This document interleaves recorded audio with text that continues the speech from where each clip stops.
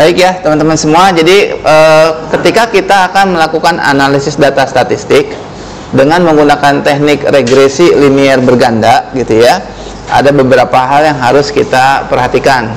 Jadi dari buku teman-teman, catatan teman-teman yang punya saat ini, tahapan-tahapan analisisnya kita mulai dari analisis uji validitas dan uji reliabilitas. Itu ya tahapannya nanti kalau melakukan analisis data kuantitatif menggunakan teknik regresi linier ya. Jadi Anda cari catatannya sekarang tentang uji validitas yang pertama nih ya, kita cari validitas. Nah ini ya, oke, adanya di bab 9 kalau di buku ya.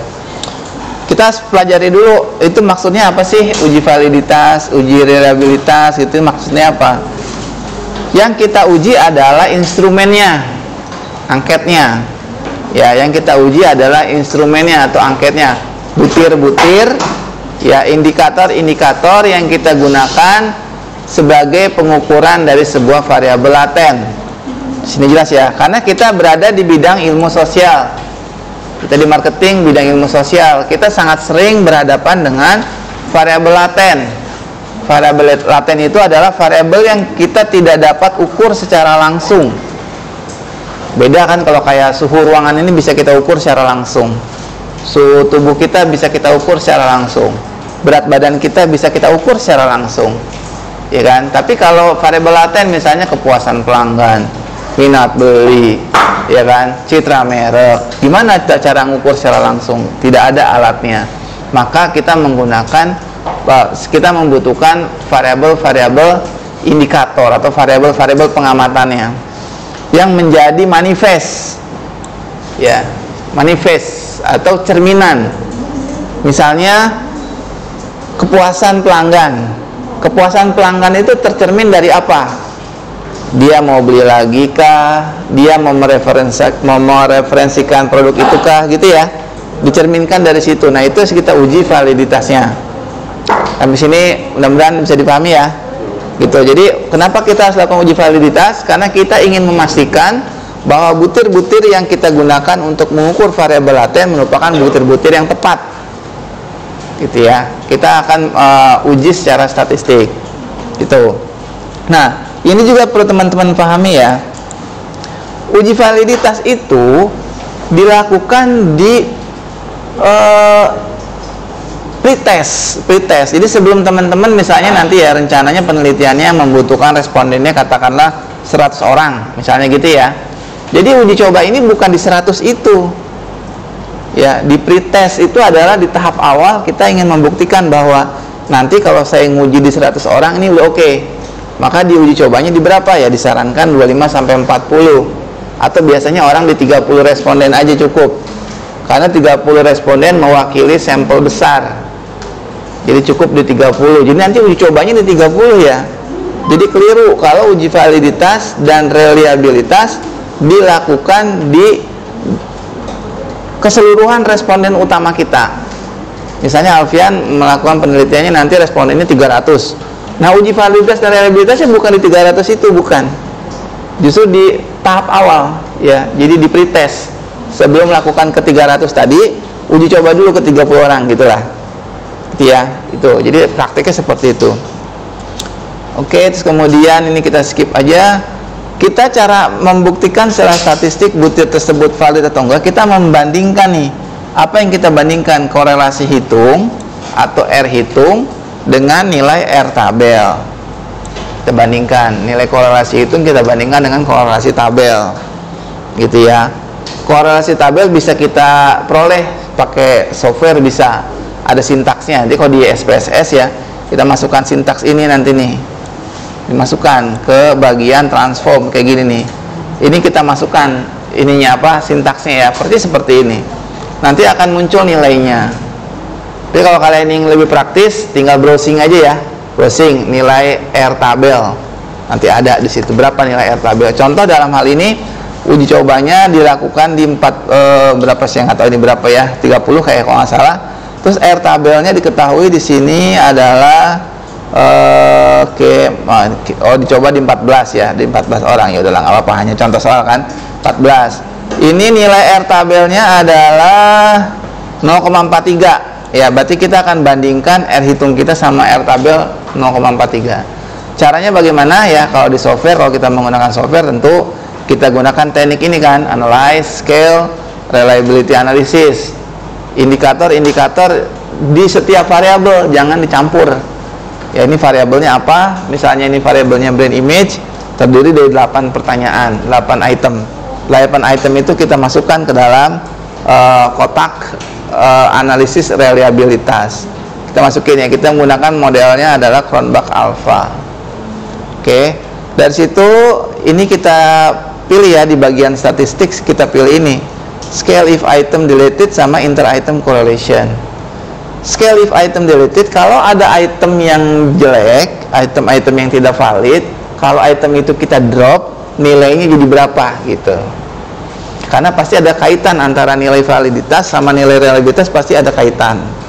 Jadi kalau nilai validitas Anda nanti jelek gitu ya, nggak mungkin nilai reliabilitasnya tinggi, nggak mungkin ya, sangat tidak mungkin gitu.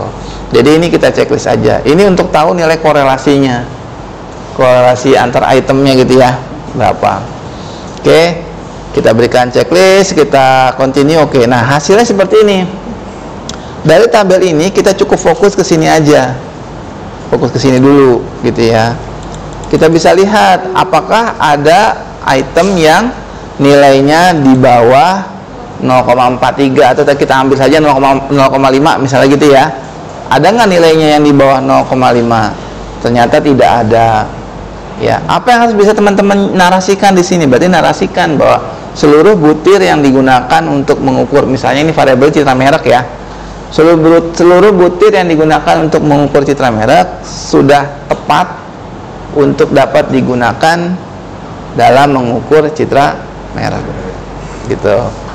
Kenapa? Karena nilai-nilai korelasi itemnya, korelasi item dengan totalnya itu lebih besar dari R tabelnya.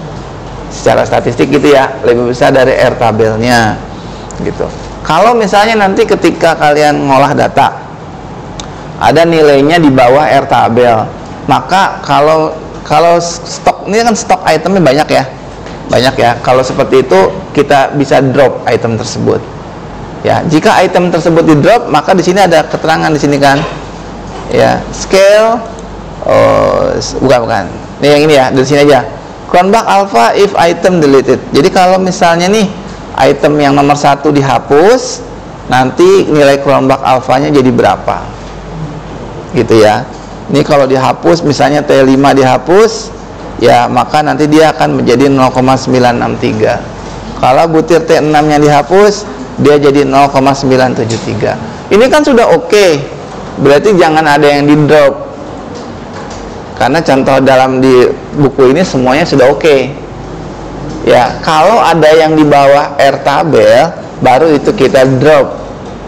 Cara dropnya gimana? Jangan dimasukkan ke dalam kotaknya. Misalnya T1 tidak valid gitu ya, Anda keluarin nih butir T1, balikin lagi, baru di running lagi ya, sampai hasilnya sesuai dengan yang kita persyaratkan ya.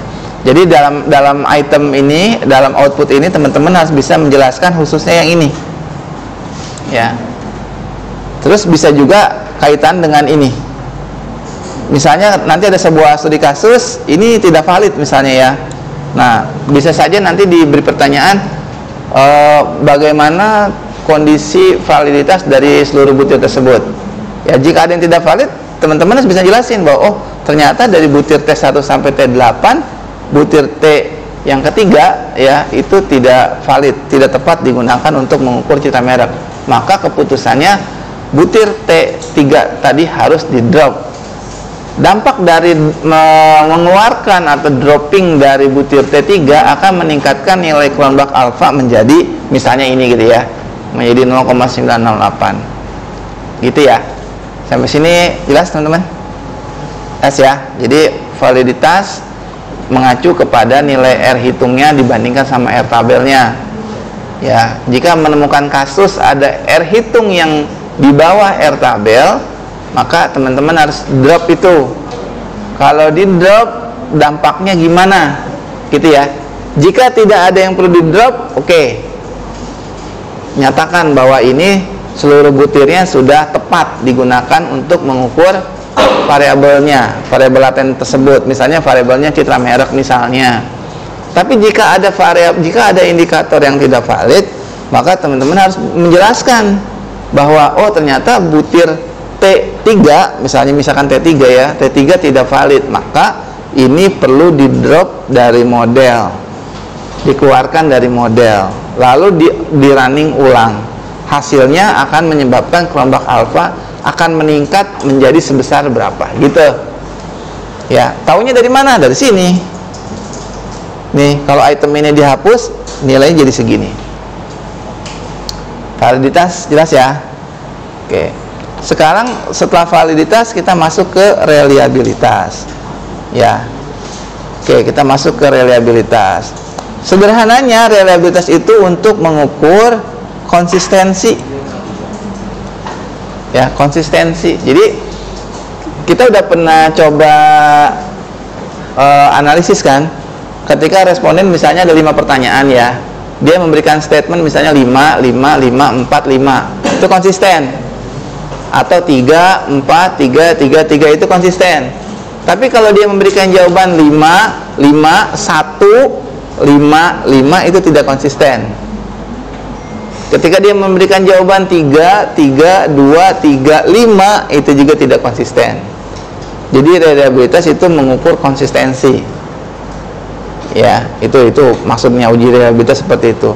Nanti kita cukup melihat dari nilai Cronbach alfanya. Ini acuannya ya. Memang untuk Cronbach alfa disarankan dia lebih besar dari 0,6. Di atas 0,6 disarankan. Gitu. Kita cukup lihat nanti ke cara analisis sama kayak tadi ya. Analyze, scale, reliability analysis. Kita melihat ke sini. Nah, ke sini. Ini nilainya udah 0,97. Berarti sudah sangat tinggi kan? Oh, tinggi, udah bagus.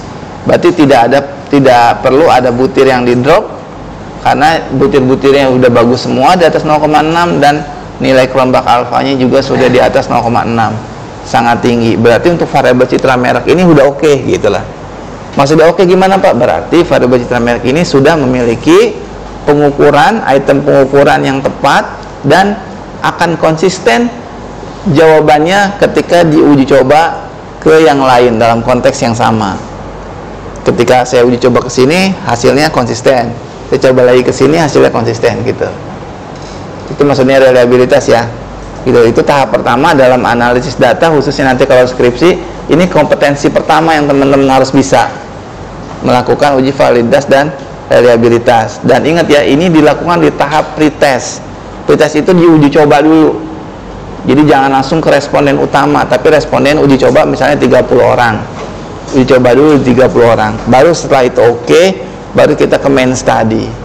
Ke studi utama kita, misalnya 200 responden, ya baru kita ke 200 responden itu. Oke, sampai sini teman-teman ada yang mau tanyain? Jelas? Mudah-mudahan jelas ya, mudah-mudahan jelas. Nah, setelah kita mengolah validitas dan reliabilitas, jika akan menggunakan teknik regresi, maka pastikan uji asumsinya atau persyaratan-persyaratan BLUE ya, based linear unbiased estimation, itu syaratnya itu semua terpenuhi. Yang kita bahas kan kemarin 2 ya, normalitas sama multikolinearitas. Ya, kita akan bahas sekarang yang normalitas ya. Normalitas itu kita uji dari nilai deskriptif. Oke, kita uji dari nilai deskriptif. Caranya gimana? Ya tinggal kita cek aja nanti di deskriptifnya. Di sini kita mengacu ke nilai skewness, kemencengan, sama kurtosis, keruncingannya.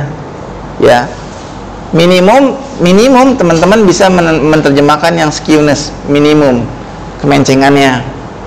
Ya, kita acuannya adalah dari -2 sampai +2. Acuannya nih, acuan dia sebarannya normal apa enggak. Ya, dari nilai skewness ini kan ada perolehan nilai koefisien ini, koefisien statistiknya. Ya, ini adalah nilai standar errornya atau error bakunya. Ini kita bagi nilai ini menjadi rasio skewness. Jadi kita bagi, ya, ini dibagi ini. Jika hasilnya berada di rentang -2 sampai +2, berarti data kita sudah memenuhi asumsi sebaran normal, ya, berada di bawah nilai kurva normal.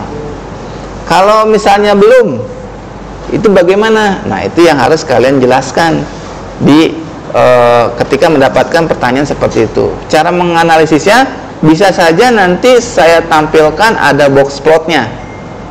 Bisa, ya, ada box plotnya. Jadi kemarin misalnya nih, saya kasih gambar box plot misalnya. Seperti ini. Bentar ya, ini masih keblok ya. Bentar, sini kita coba. Kenapa tidak terlihat? Coba, kadang harus diulangi dulu. Nah, ini ya. Bisa saja teman-teman akan diberikan data box plot seperti ini misalnya, ya. Oke, box plot. Bentar, di bawah ya. Nah, misalnya diberi data seperti ini, ya. Ini sebuah gambar box plot, ya. Terus misalnya diminta untuk ini misalnya variabelnya ada 4 gitu ya. Variabel ada 4. Teman-teman diminta coba ini analisis gambar ini gimana kaitannya sama uji normalitas gitu kan. Nah, ingat data di luar pagar ini disebut data outlier atau nilai-nilai ekstrim, atau disebut juga nilai pencilan gitu ya. Ini ada pencilan atas, ya, ada pencilan atas, ada pencilan bawah. Ya, ini ada pencilan atas, ada pencilan bawah gitu kan. Kalau variabel kita ada data pencilan seperti ini, walaupun ini tidak ekstrim ya, walaupun nilai ini tidak ekstrim, yang ekstrim itu biasanya ada gambar simbolnya asterik, bintang. Ya, ini kan bukan berupa asterik kan, lingkaran-lingkaran. Artinya pencilannya nggak terlalu ekstrim. Tapi kalau sebaran kita tidak normal, data kita sebaran tidak normal, solusinya adalah kita treatment data outlier ini kemarin kan gitu ya. Ingat kan? Datanya kita clear. Ya, jadi data nomor berapa nih? 230 kita clear, kita delete datanya. Ya kan? Gitu, supaya dia sebarannya semakin bagus. Walaupun dalam contoh ini sebenarnya nggak terlalu ekstrim sih ya, nggak terlalu parah. Kalau yang ada asterisknya itu baru tuh ekstrim. Kemarin kan kita sudah praktek satu-satu dulu kan, yang ekstrim dulu kita kerjain, baru dia hasilnya membaikkan gitu ya. Yang pekan kemarin tuh kita uji cobakan di sini. Ya, jadi nanti ketika uji asumsi klasik normalitas, langkah pertama adalah Anda bandingkan dulu nilai rasio skewness-nya.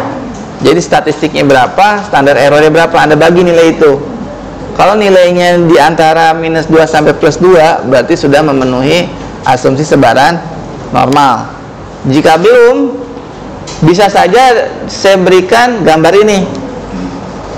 Ya, tugas Anda apa? Anda menganalisis data tabel tadi, Anda hitung nih rasionya. Oh, ternyata ini nggak normal ya, karena rasio skewness-nya misalnya plus 10,3. Kalau plus 10,3 berarti dia skewness-nya mencengnya kemana kurvanya? Kalau plus ke kanan kan? Ke kanan. Kalau di box plot dia berarti adanya di atas. Ada di atas. Ya, di box plot datanya ada di atas. Tapi kalau misalnya nanti rasio skewness-nya minus 10,3 misalnya gitu, berarti kurva kita mencengnya ke kiri. Dan di dalam box plot gambar outliernya ada di bawah. Minus itu ada di bawah. Minus itu di bawah. Gitu ya. Terus gimana Pak? Ya berarti kalian harus jelasin bahwa untuk mengatasi masalah normalitas ini, data pencilan yang ada yaitu nomor sekian, nomor sekian, nomor sekian, nomor sekian, kita clear. Kita hapus. Ya, sebenarnya ada dua teknik ya. Bisa di clear atau dijadikan dia sebagai nilai ini aja, diambil dari nilai rata-ratanya, ditukar sama nilai rata-rata. Ya, jadi replace missing value sama nilai rata-rata. Kita anggap dia nanti missing value nih, yang ini nih 230, 130 dianggap missing value. Nah, missing value itu nanti diganti sama nilai rata-ratanya secara otomatis, bisa pakai software. Ya, jadi cara menganalisisnya adalah kalian hitung dulu rasionya. Kalau rasionya sudah oke, gambar ini akan relatif oke.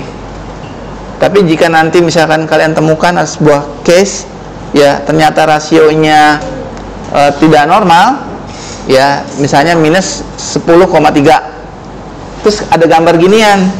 Nah, berarti kalau minus 10,3 kalian fokus pasti ada titik yang di bawah. Pasti ada titik yang di bawah dan kalian sampaikan bahwa untuk mengatasinya maka nilai ekstrim yang ada di bawah yaitu data nomor 362 itu dilakukan clear. Ini untuk mengatasi masalah normalitas data. Gitu jawabannya gitu ya. Ya, jadi harus diuraikan. Jadi nanti saya kasih ada nilai deskriptif, ada gambar. Ya, jadi teman-teman harus bisa mengkaitkan data deskriptif sama data gambar. Paham ya? Paham ya? Lihatnya dari sini nih, dari sini. Ya, di buku adanya di pas bagian ini. Oke, kalau normalitas udah, kita masuk ke uji asumsi yang multikolinearitas. Ya, ini multikolinearitas. Nah, ini ya. Kalau di buku memang saya terlalu ekstrim ya, jadi harus di bawah 2 nilainya. Nilai dari variance inflation factor harus di bawah 2. Tapi kalau pengen yang lebih moderat, ada sih pendapat lain, referensi lain bilang di bawah 10. Ya itu nggak apa-apa lah. Memang ini yang paling bagus ini di bawah 2. Tapi biasanya susah kalau di bawah 2 ya. Di bawah 10 masih oke lah. Caranya gimana? Caranya ada di sini nanti ya. Kalau secara statistik ya di software tinggal checklist ini aja nih, collinearity diagnostic. Kita mengacu ke nilai ini. Nah, ini. Nilai ini harus di bawah 2 kalau di buku ya. Atau di bawah 10 lah masih oke. Di bawah 10 aja kita sepakati ya, di bawah 10. Jadi model regresi kita tidak boleh memiliki masalah multikolinearitas. Ya mungkin di buku saya nggak begitu lengkap menjelasinnya ya. Saya jelasin aja sekarang ya, lisan. Multikolinearitas itu adalah hubungan yang signifikan antara variabel bebas. Misalnya judul kita nih, misalnya judul kalian nih, pengaruh citra merek dan ekuitas merek terhadap minat beli, misalnya begitu. Berarti kan citra merek sama ekuitas merek nih variabel bebasnya kan. Ini antara kedua variabel ini nggak boleh ada korelasi yang signifikan, gitu. Karena apa? Karena kalau antara X1 sama X2 ada korelasi yang signifikan, yang ngapain dua-duanya dipakai untuk memprediksi Y gitu. Cukup salah satu aja. Ya, misalnya pengaruh Budi dan Alfian terhadap Alvin. Ya, kalau saya sama Alfian ini punya korelasi yang kuat, korelasi itu saling mempengaruhi ya. Saya bisa mempengaruhi Alfian, Alfian bisa mempengaruhi saya. Ya kalau keduanya bisa saling mempengaruhi, kenapa kita berdua mempengaruhi si Alvin gitu? Cukup seorang aja, karena ini punya makna yang sama lah ya, antara X1 saya, X2 si Alvin. Ya, jadi asumsinya nggak boleh ada multikolinearitas, gitu ya. Itu maksudnya multikolinearitas. Dan kita cukup gampang tinggal melihat ke sini aja, 2 itu. Oke, jadi kalian sudah punya kompetensi 2 sekarang. Kompetensi yang pertama tadi uji validitas, reliabilitas. Kompetensi yang kedua kalian sudah bisa uji asumsi klasik 2, yaitu normalitas sama multikolinearitas. Berarti masih ada satu lagi ya, heteroskedastisitas, tapi itu saya skip dulu gitu ya, karena waktunya tidak mencukupi. Kalau ini sudah, maka kalian masuk kepada pengujian hipotesis. Pengujian hipotesis gitu ya. Cara bacanya ada di pas bagian yang ini, yang tabel koefisien ini ya. Nih, di dalam tabel koefisien ya, menggunakan software SPSS, pasti variabel dependen adanya di bawah di sini. Pasti variabel dependen adanya di bawah ditulisnya. Jadi kalau kayak gini judulnya pengaruh X1 dan X2 terhadap Y. X1-nya apa? Dia di paling atas di sini. jumlah sales. Ya, jumlah sales itu di sini maksudnya waktu itu saya nulisnya jumlah pegawai sales gitu maksudnya ya. Maksudnya jumlah pegawai sales, ini jumlah pegawainya. Ya, saya salah ketik lah, bukan salah ketik. Ya harusnya saya nulisnya sales di sini maksudnya adalah pegawai sales gitu ya. Sales person gitu ya. Nah, ini variabel X1, ini variabel X2-nya. Kompetensi yang harus kalian miliki adalah kemampuan membaca tabel ini dan melakukan pengujian hipotesis.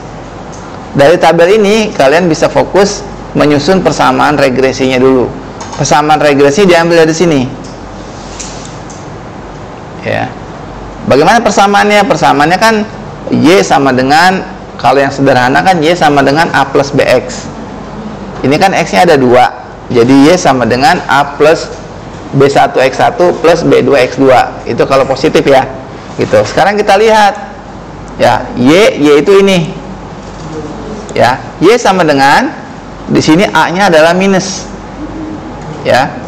Y sama dengan minus 18,59. Ini plus apa minus? Plus. Plus 10,412 X1. Ini plus apa minus? Minus.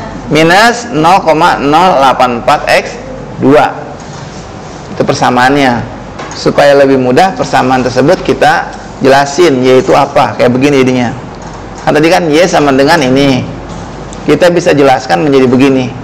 Penjualan produk sama dengan minus 8,59 plus 10,412 jumlah sales person dikurangi 0,084 biaya promosi. Itu persamaan yang terbentuk. Maksudnya apa? Ya, saya jelasin ya. Misalnya saya mau jelasin yang ini. Koefisien ini ya. Ini kan plus kan? Kalau nilai X-nya plus, X-nya bertambah, Y-nya juga akan bertambah. Kalau X-nya turun, maka Y-nya juga akan turun. Jadi kalau plus itu dia searah. Jadi kesimpulannya, setiap penambahan satu orang pegawai salesperson, satu nih, akan meningkatkan penjualan produk sebesar 10,412, apa satuannya? Juta. Gitu. Jadi kalau ada penambahan satu orang salesperson, akan meningkatkan penjualan perusahaan sebesar 10,412 juta. Pada saat biaya promosinya konstan. Gitu cara bacanya. Saya lagi baca yang ini X1 nih. Ya, saya ulang. Cara membaca koefisien ini yang X1 adalah setiap peningkatan, karena ini positif. Setiap peningkatan X1 adalah jumlah salesperson-nya. Setiap peningkatan X1 akan diikuti oleh peningkatan penjualan produk. Ya, peningkatan salesperson diikuti dengan peningkatan penjualan produk sebesar 10,412. Peningkatannya signifikan apa enggak kan gitu ya? Kita bisa lihat mengacu ke nilai T hitung atau nilai probability-nya atau nilai sig-nya. Jika teman-teman mau mengacu ke nilai sig, dia harus di bawah 0,05 karena alfa kita 0,05. Alfa 0,05 di kurva normal itu nilainya 1,96. Gitu. Jadi kalau mau mengacu ke nilai T, jika nilai ini lebih besar dari 1,96, maka pengaruhnya signifikan. Ya, jika dia lebih besar dari 1,96 kalau positif, maka dia pengaruhnya signifikan. Kalau mau lebih praktis, mengacu nilai yang sig-nya aja sini. Jika nilai sig ini lebih kecil dari 0,05, kenapa 0,05 Pak? Karena kita menggunakan alfanya 5%. Ya, kita menggunakan alfa 5%. Alfa 5% itu di kurva normal nilainya 1,96. Gitu ya. Jadi ini nilainya lebih kecil kan dari 0,05 kan? Berarti si jumlah salesperson ini pengaruhnya signifikan. Berarti kalimat yang tadi itu kita tambahin. Jadi kalian bacanya dari depan sampai belakang gitu ya. Dari depan sampai belakang. Cara bacanya begini. Nih, dari sini ke sini ya. ya. Besar pengaruh, oh ya, kalau besar pengaruh, satu lagi saya lupa. Kalau besar pengaruh nanti sebaiknya diambil dari sini sebaiknya sih. Tapi kalau mau dari sini kan ada nilai konstanta, oke lah. Besar pengaruh jumlah sales person terhadap penjualan produk adalah sebesar 10,412. Besar pengaruhnya. Maksudnya apa? Maksudnya adalah setiap peningkatan nilai dari jumlah sales person, setiap meningkat 1 akan diikuti dengan penjualan produk yang meningkat sebesar 10,412 juta. Dan peningkatannya signifikan. Nambah 1 orang doang, penjualan naik 10 juta gitu loh, kan signifikan kan? Signifikan tuh artinya bermakna. Misalnya kalian kerja dari jam 8 pagi sampai jam 5 sore, dibayar Rp100.000 misalnya ya. Kerja sehari dari jam 8 pagi sampai jam 5 sore dibayar Rp100.000. Terus kalian disuruh lembur, harusnya jam 5 udah pulang, ini pulangnya baru jam 9 malam. Ditambah nih dari 100.000 ditambah 20.000. Nah itu kan bertambah tuh. Penambahannya signifikan nggak? Dari 100.000 lembur sampai jam 9 malam ditambahin 20.000, signifikan nggak? Kemungkinan besar sih nggak signifikan ya. 20.000, belum kita makan malamnya ya. Nasi padang aja udah 15.000. Si Acil 13.000 ya. Belum kopi goceng. Belum rokok tuh yang rokok. Tapi jangan merokok ya. Iya kan? Iya kan? Penambahannya 20.000. Makan siangnya makan malamnya aja udah 15.000. Tadi ngopi tuh. Ya, goceng. Habis 20.000. Gitu kan, nggak signifikan penambahannya gitu. Tapi kalau misalnya kalian kerja sampai jam 5 dapat 100.000, lembur sampai jam 9 dapat lagi 100.000, jadi 200.000, maka itu penambahannya signifikan kayaknya ya. Ya kan, dipakai buat makan 15.000, kopi goceng 20.000, masih ada sisa 80 ya, masih bisa ngantongin 80.000. Sama tolak angin udah goceng tuh biar nggak masuk angin gitu kan, tolak angin goceng, masih megang 75 gitu. Ya, paham ya signifikan atau tidak signifikan ya? Cara bacanya seperti itu ketika kondisi biaya promosinya konstan. Cara baca yang X2 juga begitu, cuman ini kan koefisiennya negatif nih ya. Kalau negatif dia kebalikannya. Yang X2 signifikan nggak? Yang X2 signifikan nggak? Lihat nilai sig-nya. Lebih kecil apa lebih besar dari 0,05? Kalau lebih besar signifikan nggak? Tidak. Jadi kalau baca data begini, biaya promosi berpengaruh sebesar minus 0,084. Ya, setiap peningkatan biaya promosi sebesar 1 juta rupiah diikuti dengan penurunan, kan turun kan, minus kan, kalau yang satu naik satu turun, diikuti dengan penurunan penjualan produk sebesar 0,084 juta unit. Kok malah turun pak? Penurunannya tidak signifikan. Maksudnya tidak signifikan ya berarti ada program promosi yang keliru. Biaya promosi nambah, kok penjualan malah turun gitu ya, kan aneh tuh. Nah justru itulah perlunya penelitian. Nanti kalau kalian ketemu hasil seperti ini, kalian jelasin, kan biaya promosi naik, kok bukan malah laku sih? Berarti kan bukan biayanya yang salah, tapi cara kita berpromosinya. Misalnya nih, kita pasang billboard di depan Lawang Surya Kencana, itu strategis ya kan, orang lewat situ oh jadi tahu gitu ya. Tapi kalau kita pasang iklan di TV misalnya, apakah itu sudah tepat? Ya mungkin belum, ya kan ya, mungkin belum. Tapi kalau memperbanyak billboard bisa jadi oke. Pasang di depan gerbang Lawang Surya Kencana, keluar tol Jagorawi itu ya, pasang di situ tuh keren banget tuh, pas. Jadi orang mau belok ke kanan tuh, keluar tol Jagorawi, keluar ke kanan dia tahu, ada posisi tempat kita. Gitu ya. Jadi nanti kalian menganalisis nih, bisa nggak ada pertanyaan kayak gitu? Ada. Justru kalian tidak cukup hanya bilang pengaruhnya signifikan, pengaruhnya tidak signifikan, tapi jelasin gitu ya. Oh, ini pengaruhnya kenapa negatif ya?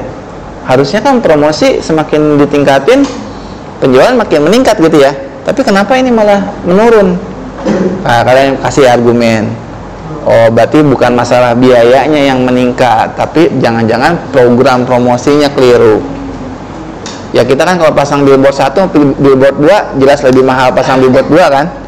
Gitu. Kita pasang billboard nih. Ya Alfian, kita pasang billboard 2. Tapi kita pasang billboardnya misalnya bukan arah yang mau ke sini. Arah di Citerup misalnya sama arah yang mau ke Cilengsi. Ya jelas lah, orang nyari tempat kita di Cilengsi nggak akan ketemu. Tapi pasang di Cilengsi boleh nggak? Boleh, tapi yang arahnya ke sini.